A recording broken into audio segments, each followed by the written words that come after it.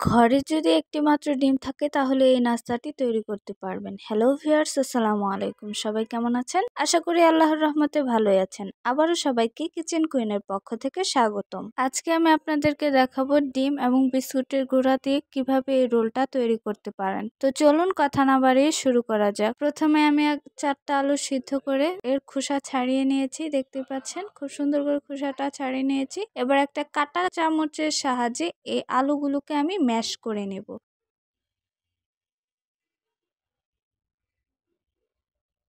এবার আলুগুলো খুব সুন্দর করে ম্যাশ করা হয়ে গেলে এর মধ্যে দিয়ে দিব একটা ডিম। আমি আগে থেকে একটা ডিম সিদ্ধ করে খোসা ছাড়িয়ে রেখেছিলাম। ডিমটা আমি এখন একটা গ্রেটারের সাহায্যে খুব সুন্দর করে গ্রেট করে নেব। গ্রেটারের দুইটা অংশ থাকে, একটা মোটা একটা চিকন। আমি চিকন সাইড দিয়ে গ্রেটটা করে নেব। এই তো ডিমটা গ্রেট করা কমপ্লিট। এবার এর মধ্যে দিয়ে দিব পেঁয়াজ কুচি, মরিচ কুচি এবং ধনিয়া কুচি এবং এর সাথে অ্যাড করে দেব পরিমাণ মতো লবণ, হাফ চা চামচ ধনিয়া গুঁড়া দিয়ে খুব ভালোভাবে হাতের সাহায্যে সব মিশ্রণগুলো একসাথে মিশিয়ে নেব। এবার রোলটা তৈরি করার জন্য আমার প্রয়োজন হবে ব্রেড। এখানে আমি বড় সাইজের ব্রেডটা নিয়েছি।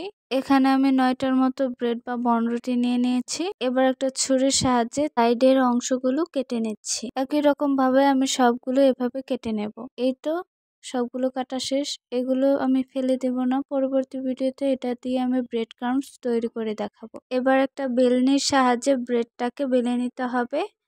যেভাবে আমরা রুটি বেলে ঠিক সেইভাবে বেলে ব্রেডটাকে একটু পাতলা করে নেব। এবার একটা পাত্রে একটা ডিম ভেঙে নিয়েছি, একটু লবণ দিয়ে চামচের সাহায্যে খুব ভালোভাবে ফেটে নিয়েছি। এবার একটা পাত্রে যে ব্রেডগুলো আমি বেলে রেখেছিলাম একটা ব্রেড তার মধ্যে রেখে এবং আলু দিয়ে যে মিশ্রণটা তৈরি করেছিলাম সেটা এই ব্রেডের মধ্যে দিয়ে রোল তৈরি করে নেব।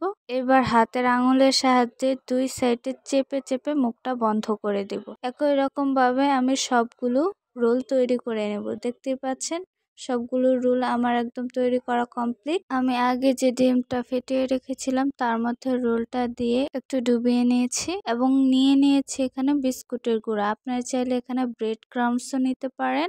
একই রকম ভাবে আমি সবগুলো করে নিয়েছি। দেখতে পাচ্ছেন কত সুন্দর দেখাচ্ছে। এবার চলে যাব আমি চুলায় ভাজার জন্য। এর জন্য আমি আগে থেকেই চুলায় একটা প্যান বসিয়ে তেল দিয়ে গরম করে নিয়েছি।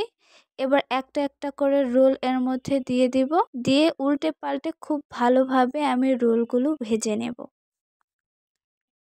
খেয়াল রাখতে হবে যেন রোলগুলো পুড়ে না যায়, তাই একটু পর পর উল্টে পাল্টে নেড়ে চেড়ে খুব ভালোভাবে রোলগুলো ভেজে নিতে হবে।